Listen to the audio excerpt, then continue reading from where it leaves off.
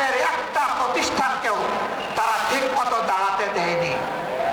বিচার বিভাগ ধ্বংস করেছে, নির্বাচন কমিশন ধ্বংস করেছে, দুর্নীতি দমন কমিশনকে বগলের নিচে নিয়েছে, মানবাধিকার কমিশনকে তাদের পকেটে ঢুকিয়ে ফেলেছে। এইভাবে দেশের সব কিছু তারা ধ্বংস করেছিল। ফ্যাসিবাদীরা বিদায় নিয়েছে, ফ্যাসিবাদ এখনো বিদায় নেয় নাই। আমরা পরিষ্কার বলতে চাই, ফ্যাসিবাদ কালো না লাল, কোন ফ্যাসিবাদকে আর বাংলার জমিনে বরদাস্ত করা হবে না ইনশাআল্লাহ। কেউ যদি ফ্যাসিবাদের ভাষায় আবার কথা বলেন, কেউ যদি আবার ফ্যাসিবাদীদের আচরণ করে, কোন পথ খুঁজে আমরা জানি না, কিন্তু আমরা তাদেরকে পরিষ্কার ভাবে বলে দিতে চাই, বাংলার জমিনে দেশের আপামর ছাত্র তরুণ মেহনতি জনতা রুখে দিয়েছিল আল্লাহর পর ভরসা করে। ভবিষ্যতেও কেউ মাথা তুললে তাও রুখে দেওয়া হবে ইনশাআল্লাহ, কাউকে ছাড় দেওয়া হবে না। আমরা কোন বিশেষ দলের বিজয় চাচ্ছি না, বিজয় চাচ্ছি না।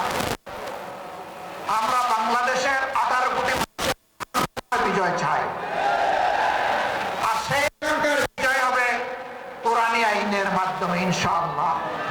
এর বাইরে গিয়ে এটা প্রমাণিত হয়ে গেছে কোনো কিছু দিয়ে এর বাংলাদেশে এগিয়ে নেওয়া সম্ভব নয়, প্রতিষ্ঠা করা সম্ভব নয়।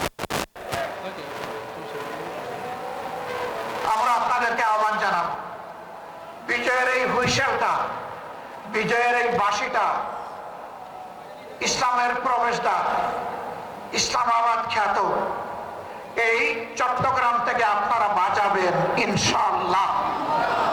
আপনারা বাজাবেন সেই বাঁশি, এই বিজয়ের বাঁশি এখান থেকে শুরু হবে, আর চেরাপুঞ্জির পাহাড়ে গিয়ে ওর ধাক্কা লাগবে ইনশাআল্লাহ। সারা বাংলাদেশ ইনশাআল্লাহ কোরআনের আলোকে আবাদ হবে। আগামীর বাংলাদেশ কোরআনের বাংলাদেশ।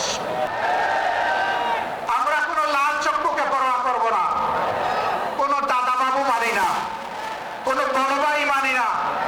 সকলের সাথে আমাদের সম্পর্ক হবে সমতা এবং পারস্পরিক সম্মানের ভিত্তিতে ইনশাআল্লাহ। আগামীর সেই বাংলাদেশ, মানবিক বাংলাদেশ, কোরআনের বাংলাদেশ গড়ায় চট্টগ্রামবাসীকে অগ্রণী ভূমিকা পালন করার উদাত্ত আহ্বান জানিয়ে আমার বক্তব্য এখানেই শেষ করছি। আল্লাহ, এরা রক্ত হাতে করে ক্ষমতা এসেছিল, আর রক্তাক্ত হাত নিয়ে ক্ষমতা থেকে দিয়েছে। তারা ক্ষমতা এসেছিল 9 সালে ফেব্রুয়ারি মাসের 25 এবং 26 তারিখ ঢাকার পিলখানায় তৎকালীন বিডিআরের হেডকোয়ার্টারে 2 দিনে 57 জন প্রতিশ্রুতিশীল দেশপ্রেমী চৌকস সামরিক অফিসারকে তারা হত্যা করার মাধ্যমে তাদের হত্যার অভিযান শুরু করেছিল।